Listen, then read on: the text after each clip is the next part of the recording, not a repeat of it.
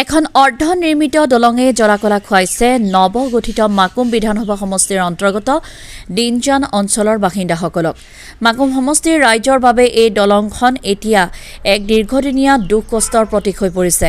মাকুম সমষ্টিৰ অন্তৰ্গত এই অৰ্ধনিৰ্মিত দলঙে আজিও জনসাধাৰণক চূড়ান্ত সমস্যাত পেলাই ৰাখিছে।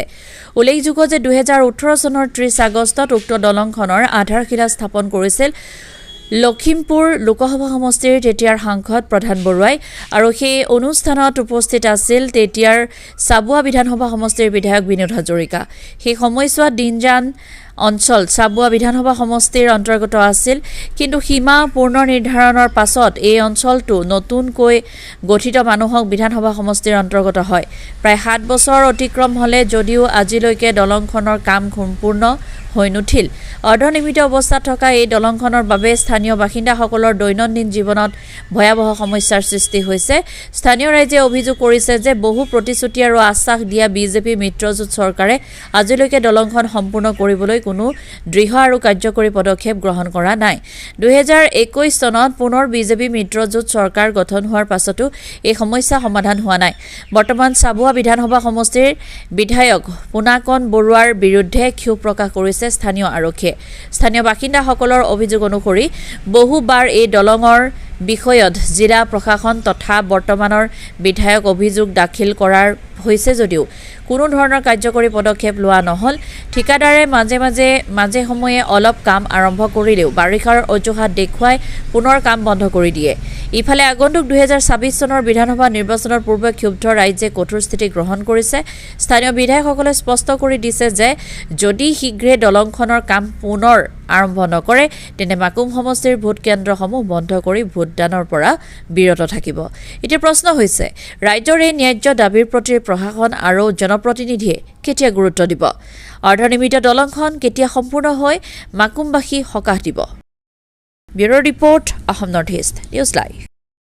হয়, আমাৰ সেই দিনজানৰ দলংখন যোৱা 2018 চনৰ 30 আগষ্ট তাৰিখে আমাৰ লখিমপুৰ সমষ্টিৰ বিধায়ক সাংসদ প্ৰধান বৰুৱা আৰু আমাৰ চাবুৱা সমষ্টিৰ বিধায়ক বিনোদ হাজৰিকাদেৱে আধাৰশিলা স্থাপন কৰিছিল।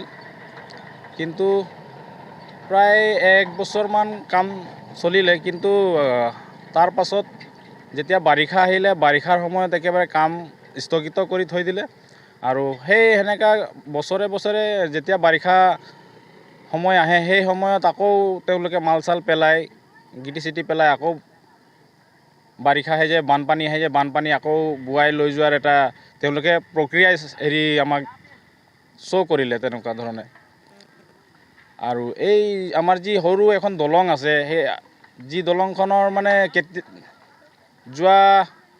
যোৱা বছৰ আমাৰ এটা ঘটনা হ'ল, একেটা ঘৰৰ মাক আৰু পুতেক সেই দলংখনতে মৃত্যুবৰণ কৰিবলগীয়া হ'ল। বানপানীৰ সময়ত কেনেকুৱা এটা ভয়াৱহ অৱস্থাত থাকে, মানে আমাৰ ছাত্ৰ ছাত্ৰীয়ে হওক বা আমাৰ মেডিকেল ষ্টাফ হওক বা আমাৰ কৰ্মচাৰীসকলে আমাৰ টুলুঙা নাৱেদি সেই ৰাস্তাতে পাৰ হ'বলগীয়া হয়। আৰু তেনেস্থলত মানে এটা ডাঙৰ দুৰ্ঘটনাও হয়তো ঘটি যাব পাৰে। আমি অসম স্বাধীন ছাত্ৰ সন্থাই কেইবাবাৰ আমি মানে আমাৰ স্থানীয় বিধায়ক এতিয়া যি পুনাকন বৰুৱা, আমি জিলা উপায়ুক্ত আমাৰ DC ছাৰকো অৱগত কৰালোঁ। তাৰপাছত আমাৰ BDO আমি চবকে অৱগত কৰাৰ পাছতো আজি তাৰিখলৈকে আমাৰ এই দলংখন আপোনালোকে দেখিছেই আধা নিৰ্মাণ হৈ আছে। আৰু ইয়াৰ সঠিক ৰহস্যটো আজিলৈকে আমিও গম নাপালোঁ। কিন্তু আমি এতিয়া আকৌ অফিচিয়েলি যেতিয়া আমি অভিযন্তা লগ কৰিছোঁ, যিটো ডিপাৰ্টমেণ্টে সেই দলংখনৰ দেখৰেখ কৰি আছিলে, তেখেতসকলক লগ পোৱাৰ পাছত আমি গম পাইছোঁ যে দলংখনৰ এতিয়া যিটো পৰ্যায়ত আছে, এতিয়া হয়তো CM যদি কোনো ধৰণে যদি সিদ্ধান্ত নলয় তেতিয়াহ'লে আমাৰ দলংখন হয়তো কোনো দিনে হয়তো সম্পূৰ্ণ নহ'ব, নিৰ্মাণ কাৰ্য সম্পূৰ্ণ নহ'ব। আমি এইটোতো হিচাপে নাই।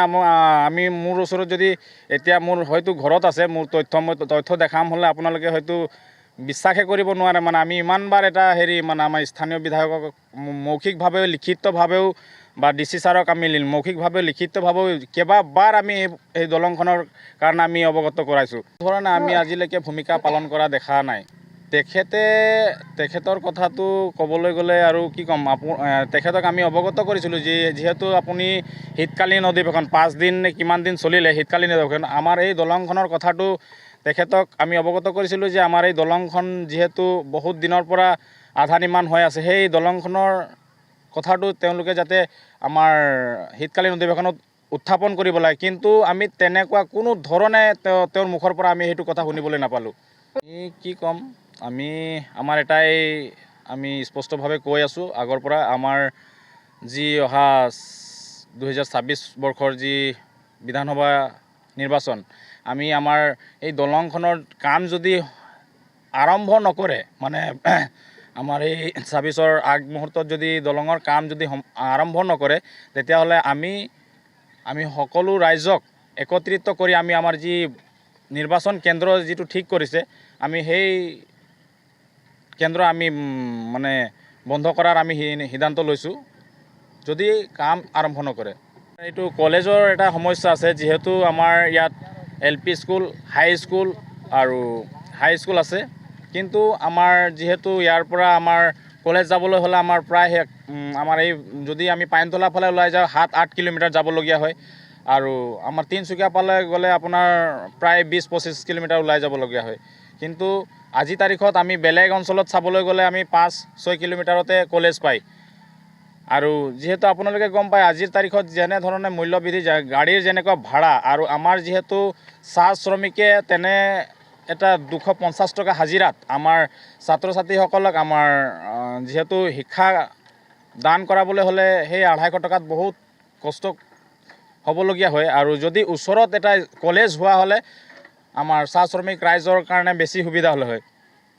আমাৰ দিনজানত আমি বহুতবাৰ আমি সেই নিউজৰ যোগেদিও জনাইছোঁ, আপোনালোকে চাবলৈ পাব আমাৰ সেইফালে গৰাখহনীয়াই আমাৰ যি দিনজান চাহ বাগিচাখন খহাই প্ৰায় মানে 20-25 জন মানে কৰ্মৰত সেই জীৱন যাপন কৰিব পৰা ইমান এটা এৰিয়া বাগান চাহগছ মানে আপোনাৰ বানপানীয়ে খহাই লৈ গৈছে। আমি কেইবাবাৰ নিউজ কৰিলোঁ যে আমাৰ এই বাগানখনক ৰক্ষাৰ কাৰণে যেনেকৈ আমাৰ এইফালে যিটো মাৰিছে আপোনাৰ জিঅ' বেগ প্ৰকোপাইনেৰে যেনেকৈ এটা প্ৰটেকশ্যন দিছে, তেনেধৰণে আমাৰ সেই বাগানখন ৰক্ষা কৰাৰ বাবে এটা ব্যৱস্থা কৰিব লাগে, কিন্তু আমি আজি তাৰিখলৈকে আমি কোনো ধৰণে এটা ব্যৱস্থা লোৱা আমি দেখা নাপালোঁ।